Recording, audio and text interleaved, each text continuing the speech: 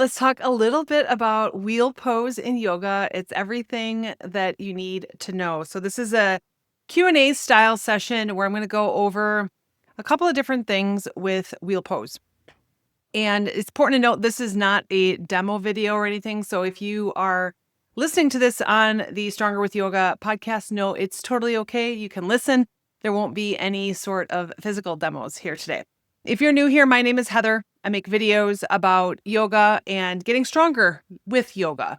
And wheel pose is a little bit of a more challenging pose that a lot of people set as a goal that they would like to be able to either start working on wheel pose, get into wheel pose. It does require some strength. It requires flexibility. It requires mobility. It also requires a little bit of some of the mental work as well, because you're putting your body in a position that it's not necessarily used to being in, okay? So there are some things that we can do to help train your body and your mind to come into wheel poses. So that's what I wanted to talk about today, is just answering some of your questions there. If you're watching on YouTube, I do have a nice PowerPoint. I'm a teacher. I make PowerPoints. It helps keep me on topic, and it also gives you a little something to look at too. So first, let's talk about what is wheel pose in yoga. Wheel pose is it's a deep back bend that both strengthens and opens up the body. So it is a pose that will really open up the front side of your body, but it also requires a lot of strength to come into it. Sometimes you will see gymnasts, they'll come into a back bend from a standing position where they'll be standing and then they'll reach their arms up and overhead and back bend into the pose. In yoga, generally we'll come into the pose from the floor, but that still does require a lot of strength and a lot of flexibility and mobility. So this is a really great pose to have as a goal. It's, like I said, it's just a little bit more of a challenging pose that is really going to help you build strength throughout your whole body and flexibility throughout your whole body. The Sanskrit name for wheel pose is Urdhva Dhanurasana, which means quite literally upward bow. So you'll see it called upward bow, wheel pose. There's a couple different names for it, but it is a back bend that is both a strength builder and heart opener. So you really open up your chest, your shoulders, really activating a lot of the front side of your body as well as the back side of your body. So what is the name of wheel pose in yoga? Urdhva is upward and Dhanurasana is bow pose. So Urdhva Dhanurasana is the Sanskrit name for wheel pose. Oftentimes you'll hear it called wheel pose. Some people might call it upward bow. Those are the English translations for that particular pose. You might even hear me say both. I've been in classes where we'll say wheel, and I've been in classes where we say upward bow. And so for me, both terms just flow out. And that can get a little confusing sometimes with yoga, but know that they are the same thing. And it's named for its arching bow-like shape. So what is the difference then between wheel pose and bridge pose? Okay. So bridge pose is a prep pose to get you ready for bridge pose. So oftentimes you'll do bridge pose before wheel pose in a yoga flow. And in many of my classes, whether you take live classes with me or if you do my on-demand programs, you will more than likely be doing bridge pose before you come into, you'll be doing bridge pose before you come into wheel pose. So bridge pose has a little bit of a shorter lever, places less load on your body, okay, where wheel pose is going to be deeper spinal and shoulder extension. So you really want to warm up your body. It's not something you're going to wake up in the morning and be like, oh, I'm going to start going into wheel. Some people might have the ability to do that. That's totally okay. But for the most part, most of us are going to need to warm up our bodies, warm up our shoulders, wrists, quads, ankles, all, our entire bodies. And bridge is really going to help you to build a lot of strength in your body, and wheel is going to expand upon that. Why is wheel pose so difficult for me then? And you may have been practicing yoga for a length of time, maybe 3 months, maybe 6 months, maybe 10 years, and you are still feel wheel pose might be difficult for you. So why is that? There's a lot of different reasons. I'm going to give you a couple things here to think about. This might be your deal. This might not be. But know that if you've got tight shoulders, tight hips, you've got a tight chest, that's really going to limit your mobility. Now, I'm a weightlifter. Weightlifting, in the nature of weightlifting, we shorten your muscles. And so as a result, you get tight. Your muscles get tight from weightlifting. And so as a result, I have tight shoulders, tight hips, tight chest. I sit a lot throughout the day. My job is sitting at a computer most of the day. So I have tight hips. So when you have these tight areas of your body, it's really going to limit your mobility, limit your flexibility. So this is why you really want to work on warming up your body, opening things up, doing prep poses before you come into some of these more challenging poses, to include wheel. Weak glutes and or a weak core can make lifting harder. So when you're on the ground and you press up into wheel, having weak glutes or weak core can make that lifting harder. So you can do some strengthening exercises to strengthen your glutes, strengthen your core, to give your body the strength to press up into wheel pose. And sometimes there is that mental resistance. It's the nope factor. And I think that if you've been in a yoga class and you've tried attempting wheel pose and you get there and you're like, nope, not happening today. That's your body protecting itself. It's your body saying, you know what, this is not something that I normally do. I'm not comfortable doing this. And so you have that mental resistance there.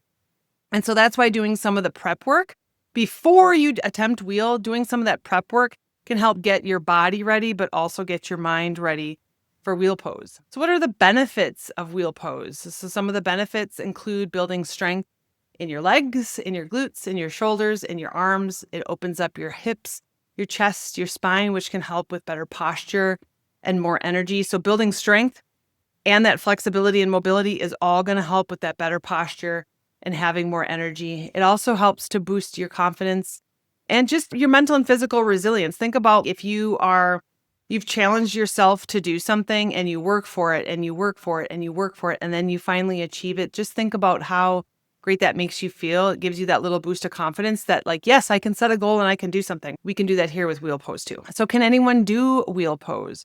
With progressions, many can work towards it. It's a lot is going to depend on the physical abilities of your body. Many people have different abilities, have different injuries, have different things going on in their bodies, and know that, like, sometimes some of these yoga poses we see it on Instagram, we see it on the internet, we see it all over the place, myself included. I'm trying to work towards some of these more advanced poses, but I also understand I'm 48 years old. I've got previous injuries. I've got a whole lot of metal in my body. There's going to be certain things that I'm just limited. I'm just limited on what I can do, but I can work towards things. I say this all the time about the splits. When I was a teenager, I could do the splits. I had to work towards it for sure, but after injuries and sitting at a desk all day for 30 years, it's something I can work towards. It doesn't necessarily mean I'm going to get into my splits every single time I try doing it, but it's certainly something I can work towards. Same goes for wheel pose and maybe some of these other advanced yoga poses that you have progressions, that it's not just, okay, I'm going to do this 5-minute flow and then I'm going to press up into wheel pose. That you've got progressions, you work from simple to a little bit more complex poses, and over time, you can work up into wheel pose, okay? But I also understand this is not a pose for everyone. That you might have previous injuries, you might have current injuries that you're dealing with, you might be pregnant, you might have spine issues, you might have shoulder issues, you might have wrist issues. There's a lot of stuff that's going on in your body that sometimes maybe wheel pose isn't for you. But again, with those progressions, you can work up towards wheel pose. Maybe you're not going to come into wheel pose, but you can do the prep work that goes into getting ready for wheel pose. So you can certainly still challenge yourself. You want to be mindful of your body and the things that your body is telling you. If you're in a yoga practice and you're working on some of these things and you're wincing, you're holding your breath, something hurts, you want to stop. You don't want to do those kinds of things. So make sure that this is an exercise in mindfulness and being present in the present moment and paying attention to what your body's trying to tell you. And I can go off on a whole podcast episode about how we have been conditioned to stop listening to our bodies.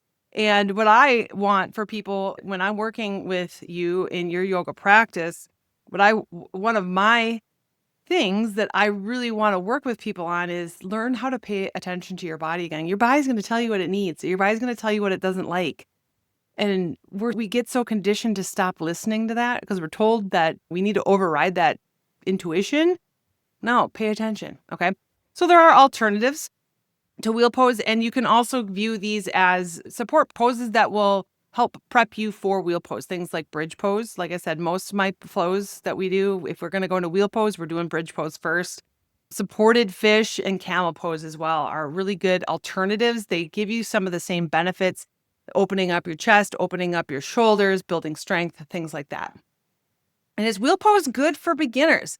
Some might say it's an advanced pose. I use the term advanced yoga poses sometimes just because these are things that like you work up towards. You're generally not going to, your first time doing yoga, probably not going to be able to physically do some of the poses. If you have a background in certain things, sure, maybe, but there's not really beginner and an advanced yoga. It's just more like this progression. But for communication purposes and ease of helping everybody to understand some of the different types of yoga poses out there, we'll call it an advanced pose, okay? Beginners can certainly prep for this safely. Like I said, you lead up to that particular pose. You don't necessarily just jump right into it. Like I said, you don't wake up in the morning and go, I'm going to do wheel pose this morning. You might, most of us are not, okay?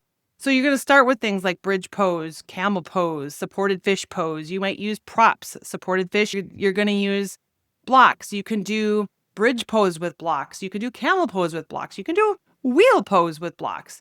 You can do other types of supported back bends, and then really focus in on your strength and your mobility, not just getting up into the pose. Common mistakes that we see sometimes in wheel pose, knees are splaying apart. So, when you come up into wheel pose, you might feel your knees pop open. So you want to bring your thighs in, press down into your big toes. That's really going to help bring your thighs in.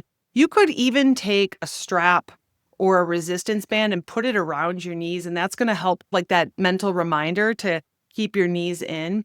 You might dump into your low back. This is where you really want to make sure that your tailbone is long, your spine is long, that you lengthen before you press up into wheel pose. And as you come up into the wheel pose, again, keeping your spine long, tailbone is long, lifting your chest, pressing your chest forward towards whatever is behind you. So keeping that spine nice and long.